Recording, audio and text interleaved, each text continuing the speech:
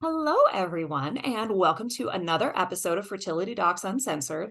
I am one of your hosts, Dr. Carrie Bedient from the Fertility Center of Las Vegas, and I am joined by my two simply, sensuously, sumptuous, spectacularly stellar co-hosts, Dr. Susan Hudson from Texas Fertility Center. Hello, and I still love Carrie's alliteration. And Dr. Abby Eblin from Nashville Fertility Center. Love those adjectives. You used lots of adjectives in that introduction. Thank you. I feel like I need to get a Fertility Docs Uncensored thesaurus just We for need a thesaurus. We really do. Yeah. And today we are very happily joined by Alyse Mencias, who is the clinic relations manager for Seattle Sperm Bank. And so that kind of gives you a hint into what we're going to talk about for the meat of our episode. So we are happy to have you with us, Alyse. Yeah, I'm so happy to be here. Thank you for having me to discuss sperm. It is for women discussing sperm. Entirely our pleasure, because who doesn't like to talk about sperm? Yeah. So we were talking kind of before we all logged on here about what non-sperm anatomy and everything that kind of goes around that. And you have a particular spinal, I don't want to say issue because it's not an issue. What's a good word, girls? Decor. Yes, that is a much better word. You have particular spinal decor. And so we're kind of curious, what is it? So I have a tattoo of my spine right on my spine. Like top to bottom? Top to bottom. Really? There's a blank spot for my very last vertebrae because I was born missing it, which was discovered randomly later, but Yeah. from top to bottom. Interesting. So, what made you decide that this was going to be the tattoo? Right. It's first. pretty permanent. I studied biology in undergrad and really loved anatomy, and I loved skeletal structure. And I just thought, oh, what a cool piece of art to have on my body. I was inspired by this very early anatomy book that was made by sketching, and it was written in Latin. So it was these beautiful sketches of the human body in different parts. And I wanted my back to look like that. And I'm still very happy with it. That was really cool. So does it go all the way up to C1 up at the top? So it's under my shirt. So okay. The neck and the lower back area is empty. But yeah, I tried to keep it so that I could hide it when I chose. So logistically, how long did it take them to do that type of tattoo? Because if you're really detailed, it could take quite a while, I would think. Yeah. Around 4 to 5 hours. Wow. Oh, that's not too bad. Is there any color to it? Is it all in shades of black and gray, or? Yeah, it's black and then it's shading. And then a little, icing on the interesting cake is my tattoo artist is missing a hand. So he did it all one-handed. Wow. Yeah. Interesting. And did you research your tattoo artist before you selected him?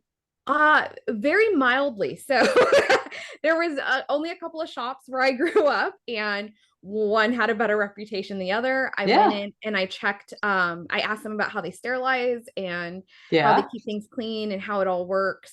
And they were really detail oriented about it, and I felt safe proceeding. And I actually started it in my early 20s, and just almost 15, 20 years later, finished it because my artist actually moved out of town and then moved back.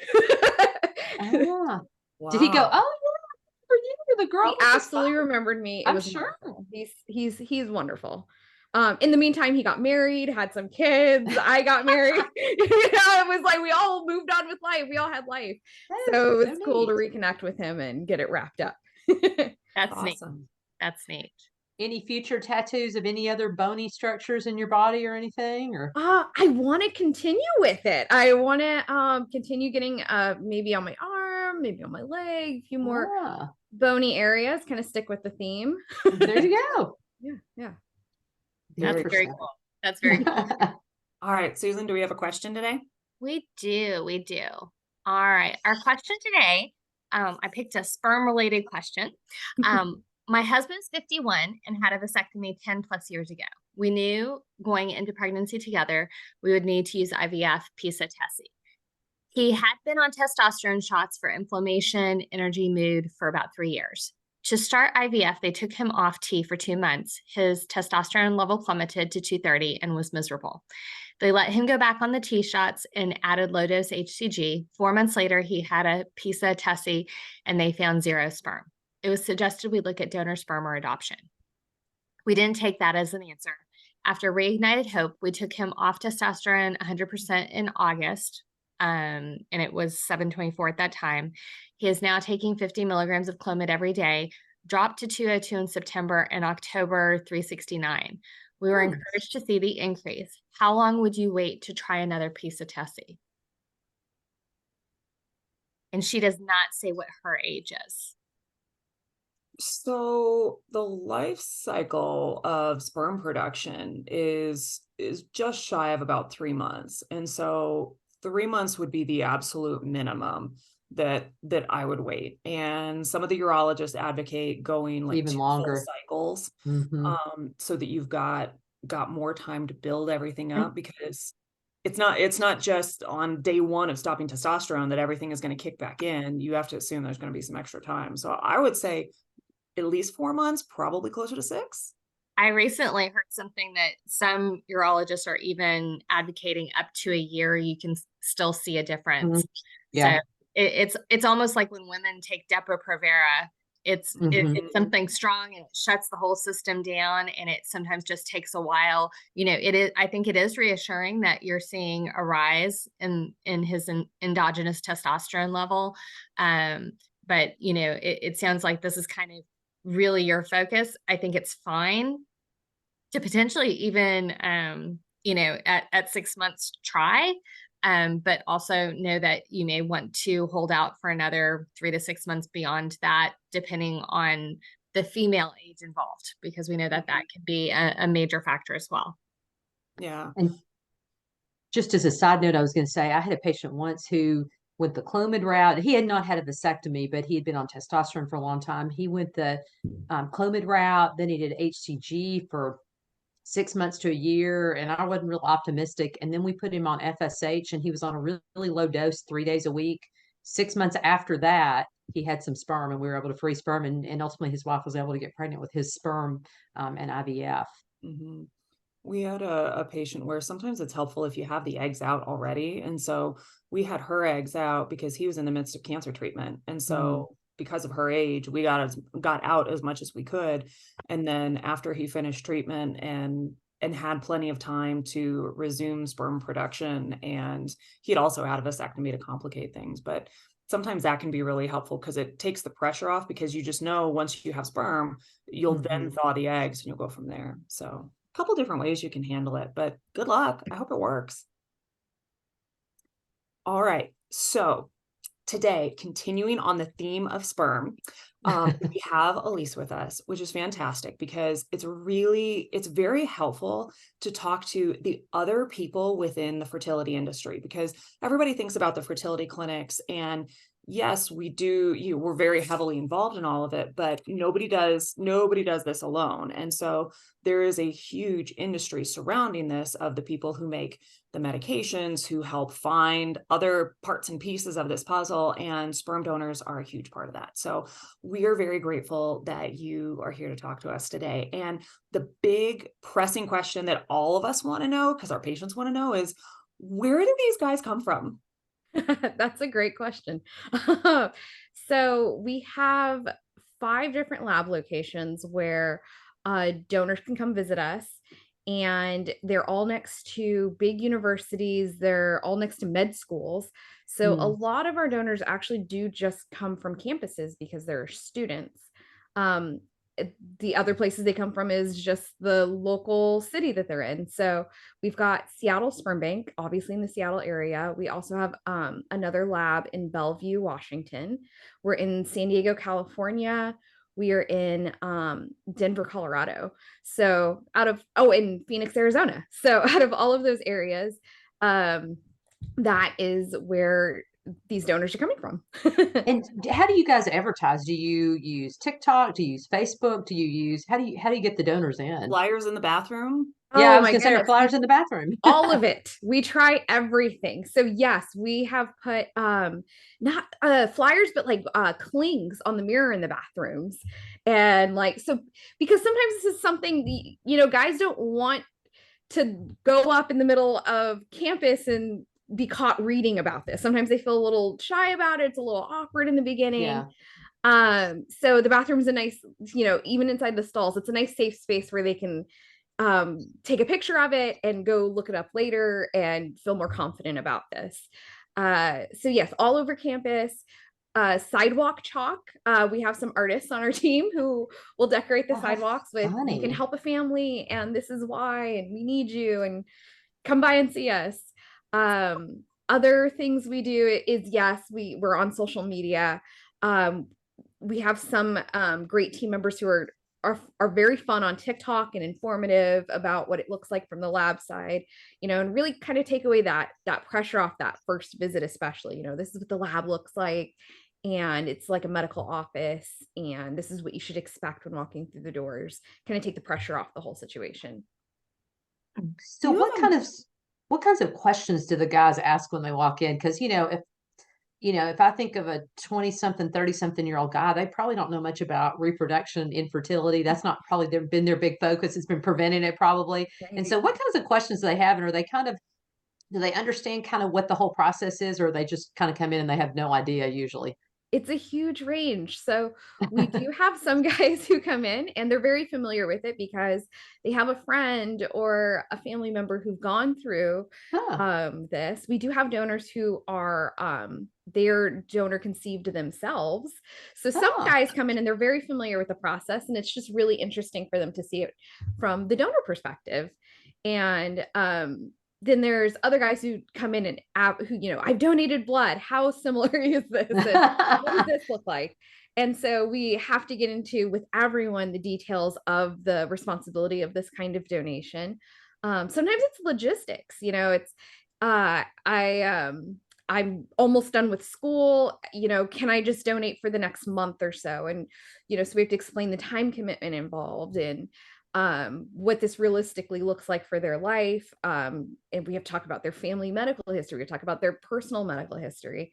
So there is a huge range of questions, you know, and sometimes the questions are, can my partner come help me in the donation room? So sometimes it's like, you know, there's a huge range of questions, and I think we've heard them all.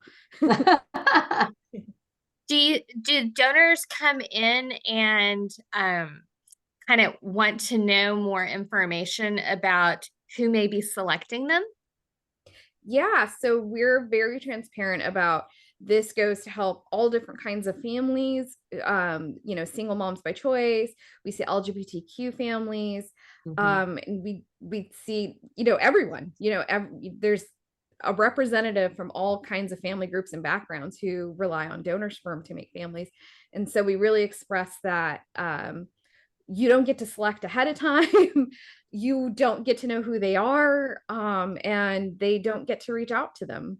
You know, we do support that connection down the road. All of our donors are 100% open ID, but it only goes one way. So can you explain to our listeners what open ID that means?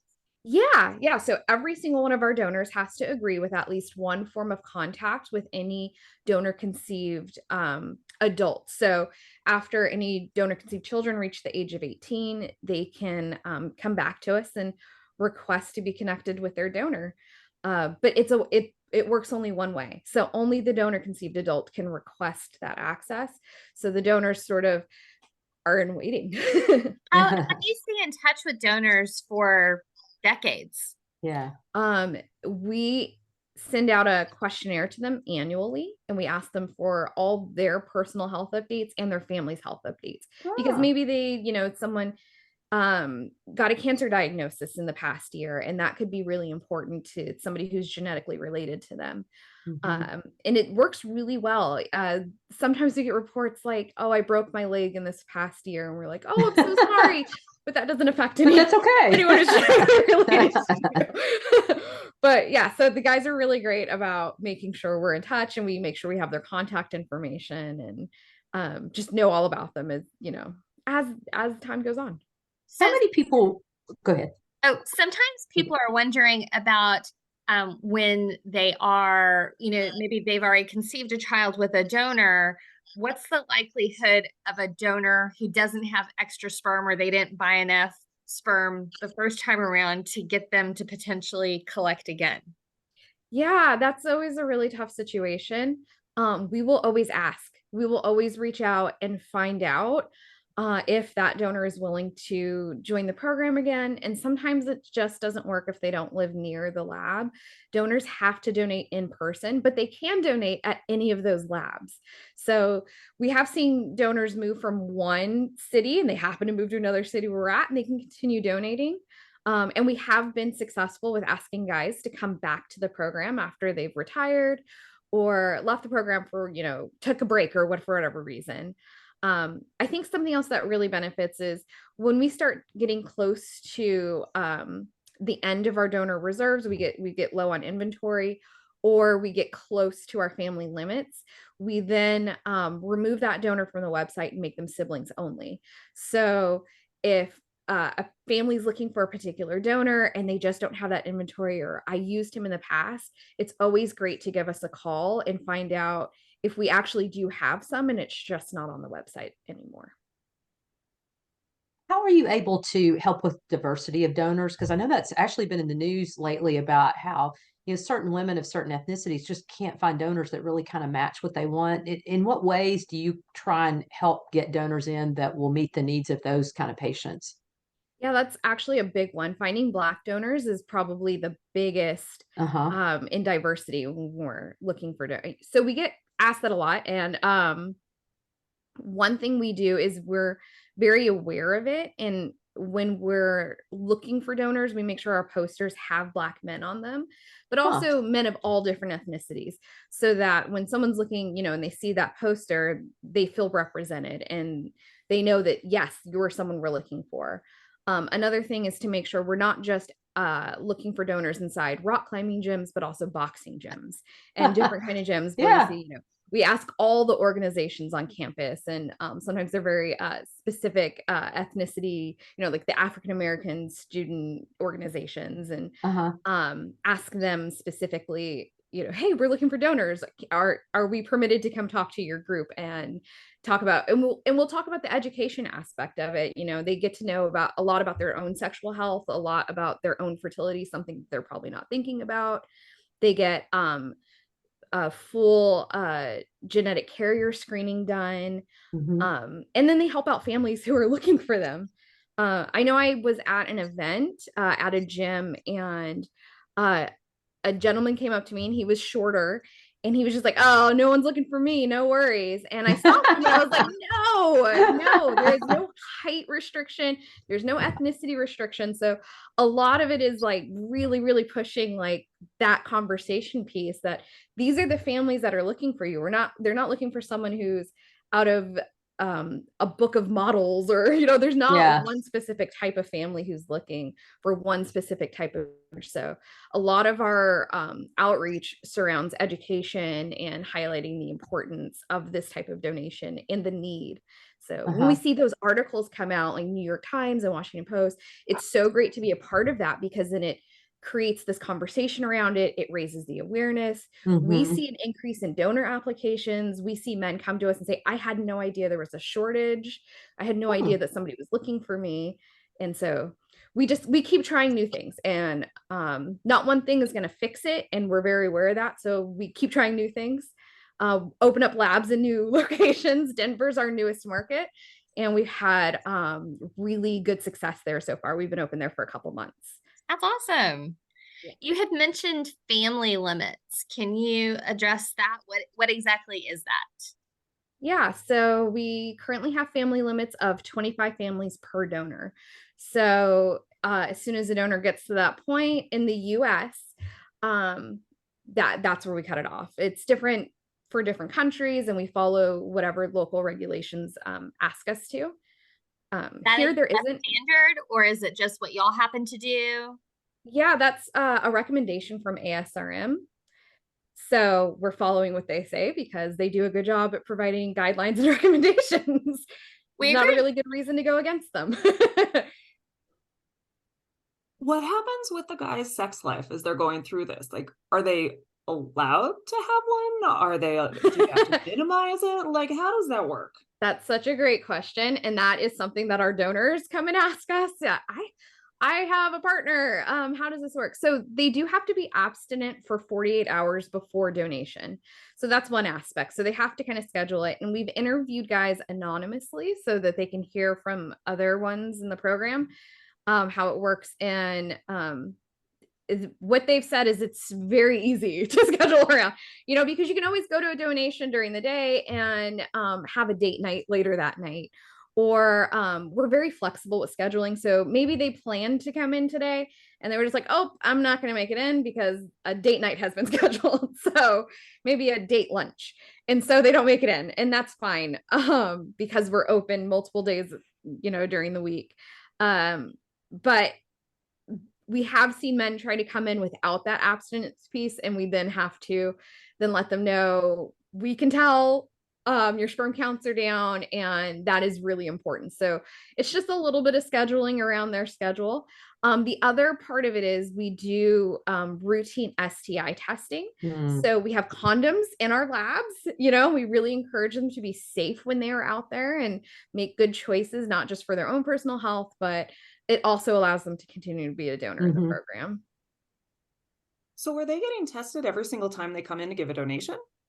No, they're not. They're getting tested in batches. So if it's required by the FDA that they are tested before and after a donation is made, but that donation has to stay in quarantine for at least 6 months. So the way it works in real life is they're tested every couple of months, and we keep tabs on all of the donations within that testing batch. So they'll come in and get tested. And let's say they donate for the next week, all of that'll kind of go into quarantine until 6 months down the line, they get tested, everything comes back negative, and then all of that week's worth of donation from 6 months ago can now be released. So it feels a little complicated, but in practice, the guys are just getting routinely tested for everything every couple of months, and we're just releasing things ongoing. Very cool. You mentioned something about the responsibility that you talked to the donors about, the responsibility of being a donor and what that really entails. And you kind of went through a little bit of that, but kind of what do you tell them? Because to me, if I were a donor and you told me I was going to be responsible for potentially communicating with somebody 18 years later, and I may have, 25 different families, that would be, to me, that would really, I'm surprised that doesn't turn more men off, because I would think that would be really intimidating for them. Yeah, I think some men do walk away from the program because that is a lot, being open ID and having that communication piece down the line. We think it's really important. This whole process, we humanize it as much as possible, and this feels so big. So that's a hard point for us. We do have a psychologist on staff who helps talk with them about this, what this conversation can mean. Our oldest offspring are not yet 18. So we haven't I seen wondered this yet. about that. Yeah, I wondered about that. You haven't hit that yet. Yes, yeah. But we're setting, we're putting things in place to get ready for this. But so in that is starting the foundation and making sure they know that this conversation is coming. And they're not alone in it. We're here with them. But they should let their partner know, maybe not their partner today, but if they happen to have a long-term partner and in 18 years they're settled with somebody, they should probably let them know. Probably a good idea. Yes. And other things, we tell them they should talk to their family about it, because 23andMe and Ancestry exist. And so we do our best to protect their identity today, but we can't guarantee anything, because it could be a cousin who got tested. It could be, it could be somebody else in the family who got tested, and it'll show this link. So that's another thing we talk to them about. We talk about the responsibilities they don't have.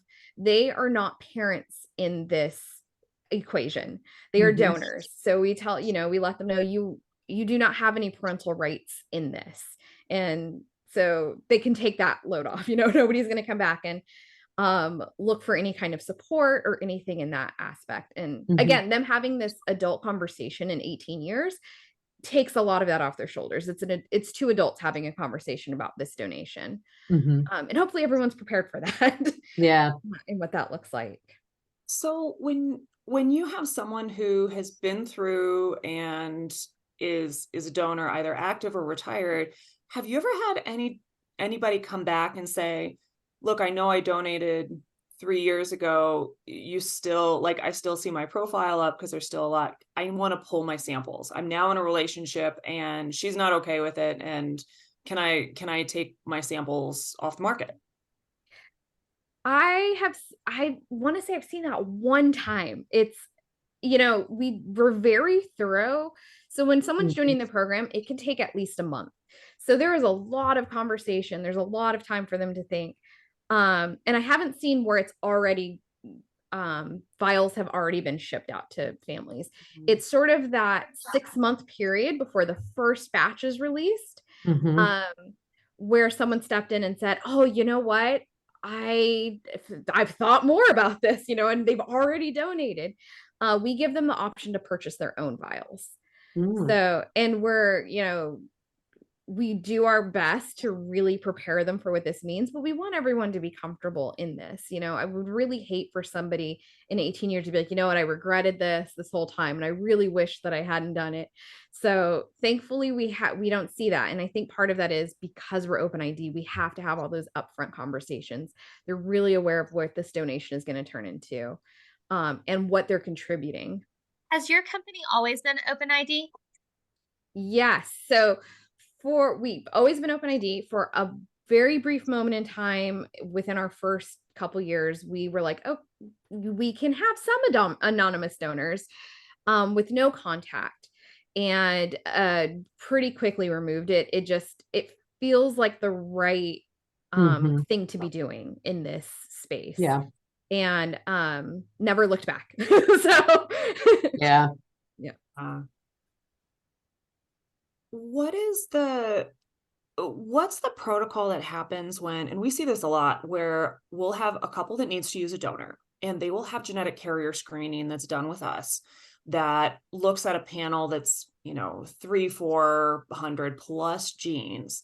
And they go to look at their donor's panel and he's been tested for, whatever number. Sometimes it's considerably lower. Sometimes it is a big panel, but whatever it is doesn't have the thing that the egg provider carries. Mhm. And so we always tell the patient, like, okay, go back to the sperm bank and see, Mhm. Yeah. is this possible for this guy to be tested on that? Do you guys see that from your end a whole lot? Yeah, we do. Especially there's so many genetic panels out there, Yeah. and there's so many Yeah. different things you can be screened on. So for us, we're screening on 514 conditions, and it's a lot.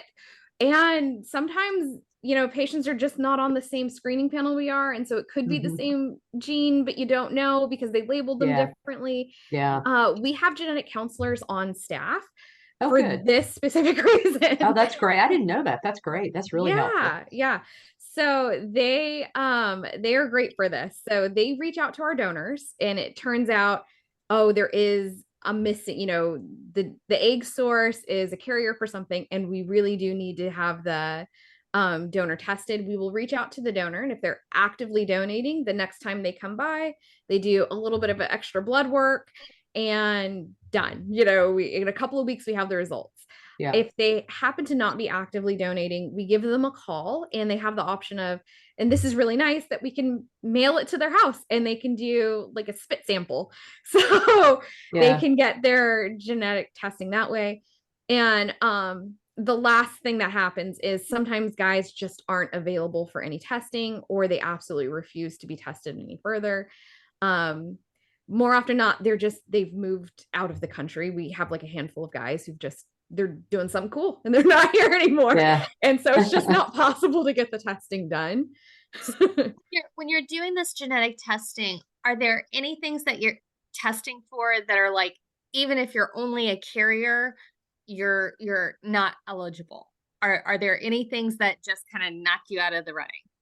Yes, there is. Off the top of my head, I can't. I don't know the specific genes, but I can say things like, If someone came in with a family medical history and they have a mother who had breast cancer before the age of 40, that's kind of a red flag, and we're not going to continue with a donor. Or if somebody doesn't have, somebody was adopted and they don't have access to their biological medical history, we can't proceed forward. So there are some things, people who have been conceived by donors, you can use that donor history as their. Yes. Interesting. Yes, we need, if we have enough information, if the genetic counselors can look at it enough. And so our genetic counselors, and then we have a doctor on staff. They all review all of this. They review the lab results, they review the medical history results, they look for trends in that, and they try to see, is this going to be safe for someone to use? Is this enough information for someone to make an informed decision? And so part of that is, so they may have like the sickle cell trait, and that would be bad for someone who also had the sickle cell trait. Yeah. But if you are aware of that and you're not a carrier, your egg source is not a carrier, then it would be okay to use that donor. So for the most part, it's a lot of information, and patients can take that information to their healthcare team and make a decision that's right for them. Are there any other tests that you guys do other than what's required by the FDA, which is mainly infectious disease testing and psychological screening? Any other specific tests that are unique to Seattle Sperm Bank, or just in general that you guys do as a routine that's not required? Our extended genetic carrier screening, we have really robust genetic screening, and the FDA doesn't quite, require all of that. And I think just being open ID, the questioning that the guys go through to become a donor and that mindset they're in, I think is above and beyond. That brings a different type of person. Do you screen for things like smoking history, drug abuse, drug addiction, or, use of drugs, illegal drugs? So we do ask them that, and it's in there if they're, you can actually review that if they are smokers and kind of like alcohol use kind of things. But we are not doing like drug testing. Okay. And it sort of works really well because every single donated sample undergoes a semen analysis. And so any kind of lifestyle habits that would be detrimental to that, we're going to see, and we're going to see over time. So if we saw a decline in the quality, we give that information. We give that feedback to them. Your samples are unusable. Have you had any changes? Sometimes it's finals week and we see a huge decline in sperm counts. Yeah, they're stressed and nobody's sleeping. So I feel like we have a good conversation with them. We have good rapport with them. We know our donors really, we see them, they're coming in and out every day, get to know them. But then we're also looking at that lab testing. We're looking at their semen analysis every single time. We're freezing it and taking a small portion of that and thawing it. So we know what it looks like thawed before it gets sent out to you guys. So keeping really close tabs. So I know that there's psychological testing, but what if someone's just a jerk? Like, let's say he passes all of the stuff, but he comes in and he's an asshole to the secretary and is just kind of a douche canoe. Like, what do you do with those people? Because he can pass all of that testing, but is there any just gestalt of, I don't want to work with this man. I don't want any more of him running around in the world. We're going to cut this off like now. Yeah, so that's so much harder to quantify. Yeah. So something like that turns into a staff member being, asking another staff member, hey, can you go talk to him? Is it just me? Is it just today? Is he having a bad day? Does he seem like that to you? So that's someone we'll keep an eye on through the process and have a note about. When we deal with egg donors are not responsible and they're not being showing up and not being tested, or they're being irresponsible, it's like, you're done. Yeah. Like, if an egg donor is rude to my staff, you're out. Yes. And it's same thing for us. We want these men to represent us, and patients are going to meet, everyone's going to meet who these guys are. We want to be, represented in a positive light. And we just we don't want to be around someone like that for 6 or more months. We don't want to deal with that day in and day out. So we have really great guys in the program because of that. Because, hey, did you see that guy who came in? He doesn't seem the best. If you had to, oh, go ahead, Abby. I was just gonna say, one of the things that patients always ask us about egg donors is they'll say, well, what would motivate somebody? Why would somebody want to donate her eggs? And that's the interesting thing for me, particularly, and I think all of us, because we don't really usually get to talk. I mean, for years and years and years, I've used sperm from sperm banks, but we don't really get to talk to someone like you who's on the front line. And so I'm really interested to hear from you. Do most donors come in because they feel like this is something they can do for somebody else? Do they need the money? Is it a combination of both? Or are there other things that they think about when they want to donate the sperm? So we ask all of our donors this question, and it's in all of their profiles. So if anybody's looking at a particular donor, they can get into that extended profile and find out exactly why that particular person donated. And what we see is a combination of financial factors, because there is the aspect that it's you have a lot more freedom than a part-time job, and it really does help pay for those books. Yeah. Or someone said that they actually just saved all year and put a down payment on a house, and that kind of blew us away. Wow. Like, it's not a ton. We're not overloading them with extra income. But and then the other aspect is they came in because, I wasn't sure how much I would make. You don't get paid for blood donations. But then I found out that you guys needed donors, and I learned about the families, and then they're really moved by that. And then other people have just real life experiences with it. They watch their friends go through infertility. They watch their friends use a donor, and they were just like, how can I be a positive force in that? That's awesome. Do you have any VIP donor section? This is because I always tell my patients, look, pick your top 2 or 3 criteria that are the most important to you, because if you are looking from someone who was the top of their class at Harvard, won a gold medal in the Olympics, is the first chair in the Boston Philharmonic, and also is a model on the side, you're probably not going to find that. But I mean, those guys do exist. I don't know if there's sperm donors, but do you have a VIP section of the hit all the classically desirable traits? I think that we're very skewed on what VIP qualities are in a donor, because we're like, oh man, he's so dependable. Every time he comes in, he has great sperm counts. He comes in 3 times a week. He always has a smile on his face. So some of our positive donor attributes aren't the same. But we do have some guys that will sell out immediately. We know when we put them up on the website, this guy's going to sell out. It's our doctors. It's our, sometimes it's our older donors. People like to see, someone who's already established in their life. And I want to be a donor because I'm a parent, and everybody should get that chance to be a parent. And so it's, those guys will go really fast. Interesting. But you can, anybody can always reach out to us, and we do free photo matching. We do free 101 consultations. So yeah, if you do have that top 3 and you're sort of like, oh, I don't know, have you talked to this guy? Is he funny? Is he shy? We'll tell you everything we can about him. Cool. Yeah, how he wears his hair. And is there an age limit? There is an age limit, 39. Okay. That's it. Our oldest donors are, the FDA cuts us off. I want to say it's 41 and a half is the absolute cutoff. Oh, interesting. Okay. So if we have someone who's a great donor, we'll say, okay, you turned 39 this year. This is going to be This is it.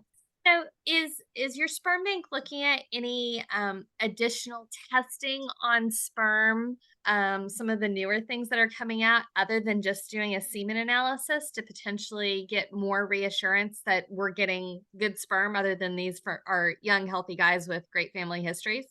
Yeah. So we're always on the horizon, looking on the horizon for the new technology to help out. To make a better product, to have better, because we know this is going, this may be a young, healthy guy, but it's going to somebody who maybe has spent a lot of time and effort trying to become a parent.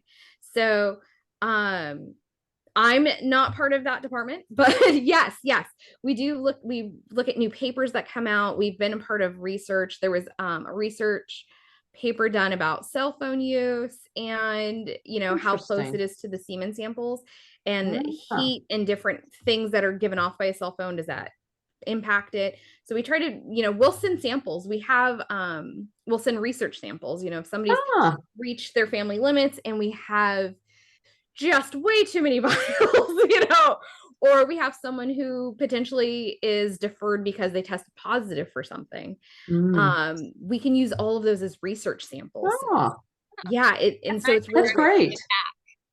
Yes, that's great. And sometimes those research samples are used to help train people in clinics. So it's really nice being part of that whole system. But yes, we are always looking at new technology and trying to figure out, what's the best way to process, what's the best way to freeze these samples? Should we be doing, a different type of freeze method? Should we be freezing them in different quantities? Should we, what's the latest research on that? Right now we have a 10 million motile sperm guarantee. But is that the optimal number?